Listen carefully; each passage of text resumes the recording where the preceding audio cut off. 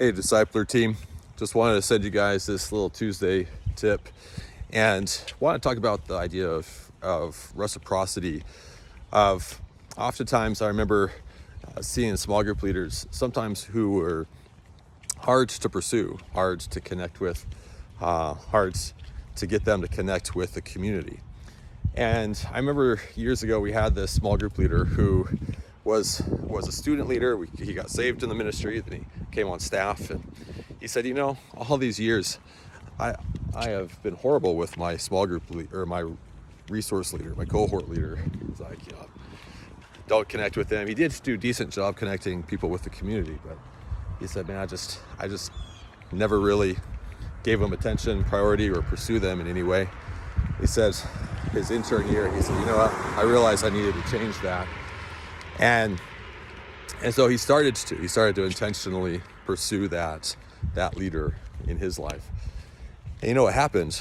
He said it was the weirdest thing. He said all of a sudden my guys started they always acted the way I acted. He said when I was avoiding and de-emphasizing people's voices that should have had a voice in my life, so were my small group guys. But as soon as I started learning to do that for people in my life, he said my guys started giving me a voice almost immediately in a way that they hadn't ever before. They always acted exactly how I acted. And the idea that sometimes there does seem to be this thing where sometimes as we learn lessons, God's able to work.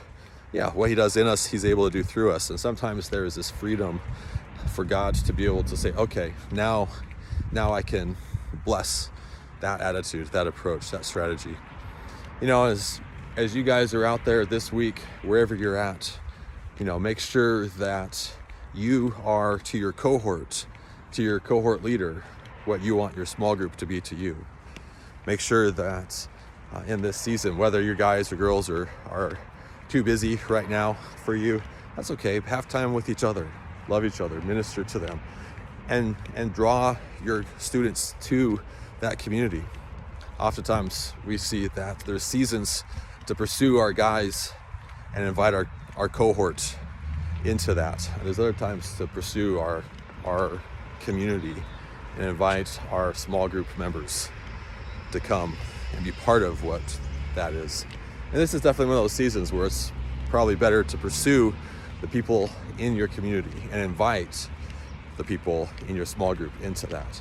Because it's through that the culture is set, the convictions are created, that in that representation of what we're about and who we are and how we love each other. We're excited for next year. We're already talking, processing. Here in 2 weeks, we'll talk about the leadership strategy for next year.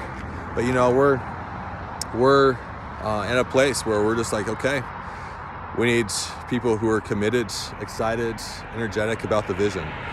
And we hope all of you guys will continue to be that with us. We think that we're going to be walking in next year into something that the Lord really just has, that he's been grooming and prepping and growing within us, in us, so that he can do through us this next year.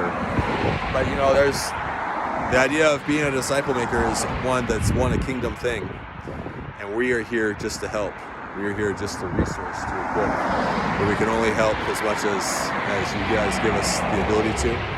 And we are so grateful and proud of you guys this year and all the sacrifice and work that you're doing to do this. One of the convictions in my life is always to be a relational discipler in my life, no matter what context, season, because I think of that as just the Great Commission. And there's different seasons and different groups with different ways of doing that, but always that conviction. And you can choose to live out of conviction or out of convenience, to have an easy faith or an impactful faith, but rarely out of both.